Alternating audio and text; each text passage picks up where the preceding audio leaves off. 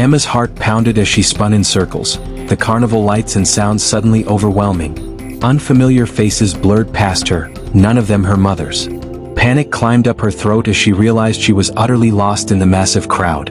Then, like a whisper in her mind, she remembered her mother's strange rule, the one that had always seemed so odd during their safety drills. Would it really work, or was it just another of Mom's overprotective ideas? Welcome to Snap Stories, let's start. Sarah Wilson had always been what other parents called extra careful. Emma noticed this whenever she went to friends' houses for playdates. Other moms didn't make their kids memorize phone numbers or have special code words or practice what they called emergency protocols. But then again, other moms hadn't seen what Sarah had seen. When you work as a first responder for 12 years, honey, you learn that preparation isn't paranoia, Sarah would say whenever Emma rolled her eyes at another safety drill. It's just love wearing a helmet. At 8 years old, Emma had a complex relationship with her mother's rules. She'd never admitted to her friends, but she secretly found comfort in them, most of the time. It was just the two of them at home since Dad had moved across the country 3 years ago. Sarah worked long shifts as an emergency dispatcher, a step back from her former police work but still connected to the world of crisis management. Emma was naturally curious, her teachers called it an explorer's spirit, but Sarah recognized it as the same trait that had gotten her into trouble as a child. Emma could become so absorbed in something interesting that everything else, including keeping track of where she was, disappeared. There had been incidents. The time at the shopping mall when 4-year-old Emma had wandered 3 stores away to look at a display of sparkly shoes. The terrifying 5 minutes at the beach when she'd followed a fascinating seashell collector down the shore. Each time, Sarah had found her quickly, but each time, Sarah's rules became more specific. That's why we have our safety protocols, Sarah explained after the beach incident, kneeling to meet Emma's eyes. Not to scare you, but to make sure you always come home to me.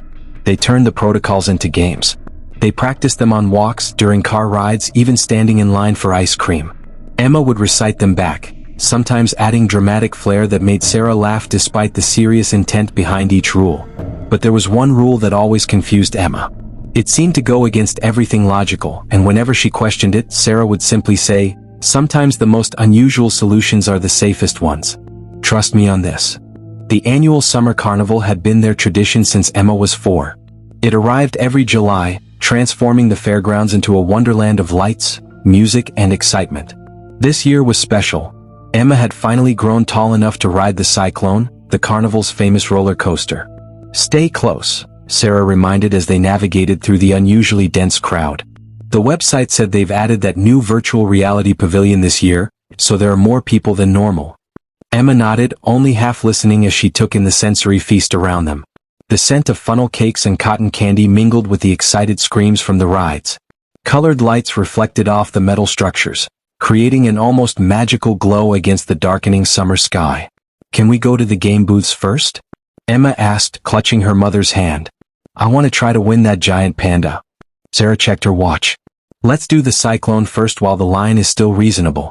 Games after." They made their way toward the massive roller coaster structure dominating the eastern end of the fairgrounds. The crowd thickened as they approached, everyone seemingly headed in the same direction. That's when Emma saw it. A small stage set up between food stalls where a woman was pulling colorful scarves from seemingly nowhere, transforming them into doves that flew up into the evening sky. Emma slowed, mesmerized by the fluttering white wings against the carnival lights. "Mom, look at that," she said, pointing toward the magician. But when she looked up, her mother wasn't there. Emma blinked, confused. She had just been holding her hand, hadn't she? She looked in all directions, expecting to see her mother's familiar blue jacket and dark ponytail just a few steps away. Nothing. "Mom?" she called, her voice swallowed by the crowd noise. "Mom?" People continued to push past her, a river of strangers flowing toward the roller coaster. Emma stood frozen, a rock in the stream, as panic began to rise in her chest. She tried to retrace their steps, but every direction looked the same, blinking lights, unfamiliar faces, and noise that seemed to press against her from all sides. The familiar carnival had transformed into something monstrous and threatening. The cheerful music now sounded distorted and eerie. The friendly lights became harsh and disorienting. Every adult loomed above her, none of them the one person she desperately needed to find.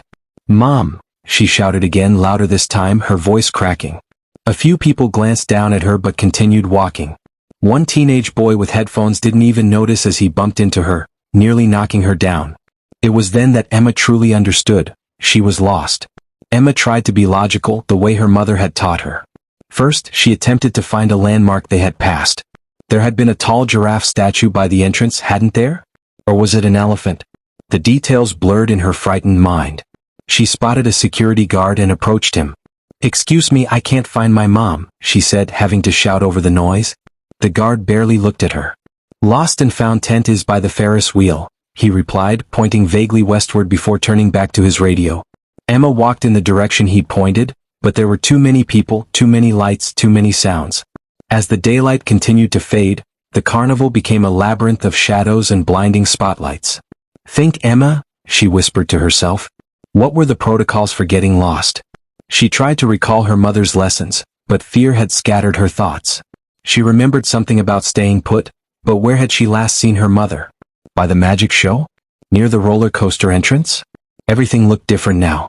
She tried asking another adult, a woman selling tickets at a booth. "I'm sorry, sweetie, I can't leave my station," the woman said with genuine sympathy. "The lost and found is over by the Ferris wheel." "I know," Emma said, frustration mixing with her fear. "But I don't know how to get there." The woman pointed again, but the directions meant nothing to Emma in the disorienting environment. As she wandered, her mind flashed back to practice sessions at home. "What do you do if you can't find me at the store?" Sarah had asked. "I find a cashier and tell them my name and your name," Emma had recited. "And if we're at the park? I stay where I am and call for you loudly." But what about a carnival? Had they practiced for a carnival? Emma couldn't remember.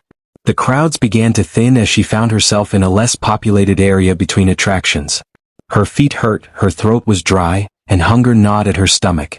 They had planned to have dinner at the carnival, but now that seemed like a dream from another life. "Are you lost?" Emma turned to see a man watching her. He was tall with a baseball cap pulled low over his eyes. Something about his smile made her uneasy. "My mom is just over there," Emma lied, pointing vaguely toward a crowd of people. "I don't think so," the man said, taking a step closer.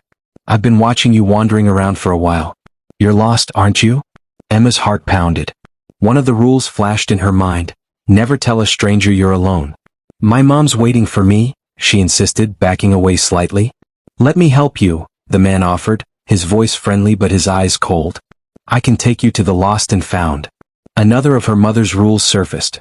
If someone makes you feel uncomfortable, trust that feeling.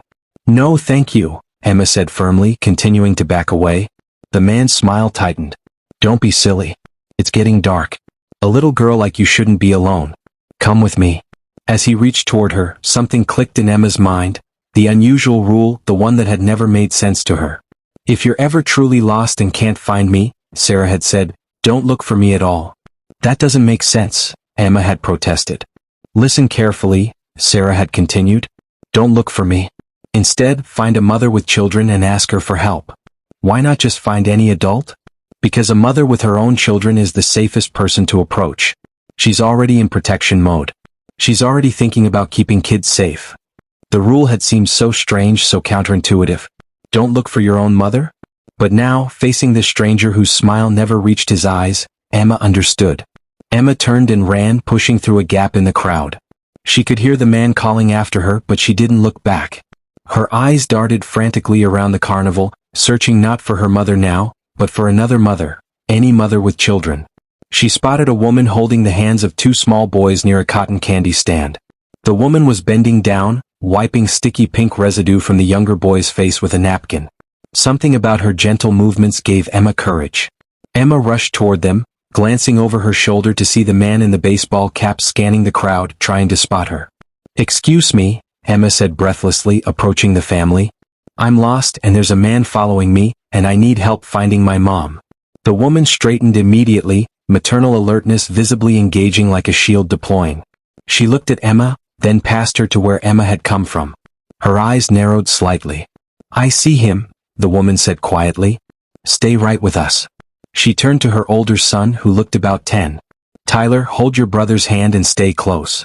Without hesitation, she placed her hand on Emma's shoulder, guiding her to stand between her sons, creating a family unit that included Emma. "What's your name, sweetheart?" the woman asked. "Emma Wilson. My mom is Sarah Wilson. I'm Mrs. Patel. We're going to help you find your mom, okay?" She looked around and spotted a Carnival employee. "Excuse me. This girl is lost and there's a suspicious man who was following her. We need to make an announcement." The employee, a young woman with a Carnival staff shirt, responded immediately to Mrs. Patel's authoritative tone. "Come with me to the security office. They can make an announcement over the PA system." As they followed the employee, Emma caught sight of the man in the baseball cap watching from a distance. When he saw her surrounded by adults, he turned and disappeared into the crowd. In the small security office, a Carnival manager immediately put out a call over the loudspeakers. "Attention please. We are looking for Sarah Wilson. Your daughter Emma is safe and waiting for you at the security office near the main entrance." The next 10 minutes were the longest of Emma's life. Mrs. Patel stayed with her, the two boys sitting quietly in chairs, occasionally offering Emma reassuring smiles. "She might not hear the announcement," Emma whispered, fear creeping back. "They'll repeat it," Mrs. Patel assured her. "And security is looking for her too." When the door finally burst open and Sarah rushed in, her face pale with worry, Emma flew into her mother's arms. "Emma. Oh my God, Emma." Sarah crushed her daughter to her chest, tears streaming down her face. "I turned around and you were gone. I've been searching everywhere." "I remembered the rule, Mom," Emma said through her own tears. "The unusual one. About finding another mom." Sarah looked past Emma to Mrs. Patel and her sons. Understanding passed between the two mothers.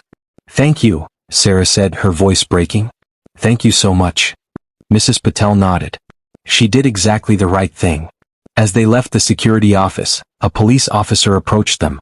"Ma'am, we'd like to get a description of the man your daughter mentioned. We've had reports of a suspicious individual approaching children today." While Emma described the man to the officer, Sarah kept her arm firmly around her daughters. Later, as they sat at a picnic table sharing the funnel cake Sarah had promised, Emma asked the question that had been on her mind. "How did you know that rule would work? About finding another mom?"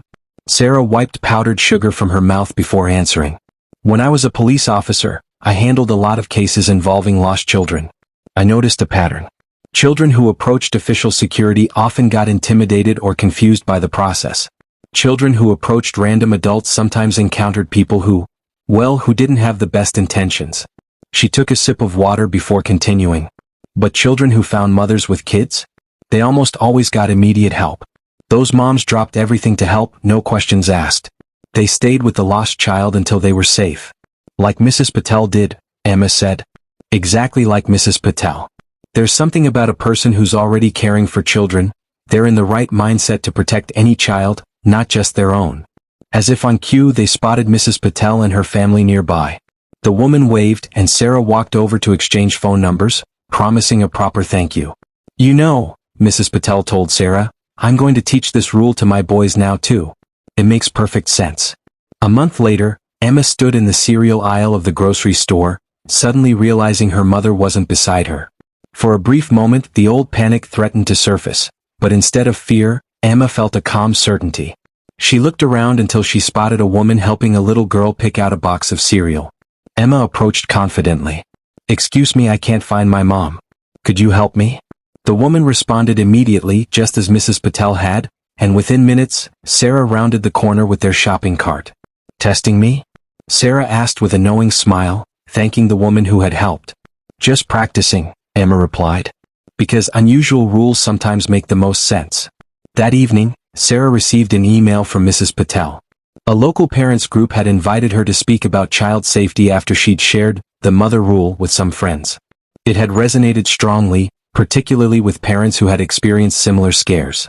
"Your unusual rule is becoming quite popular," Sarah told Emma as they prepared dinner.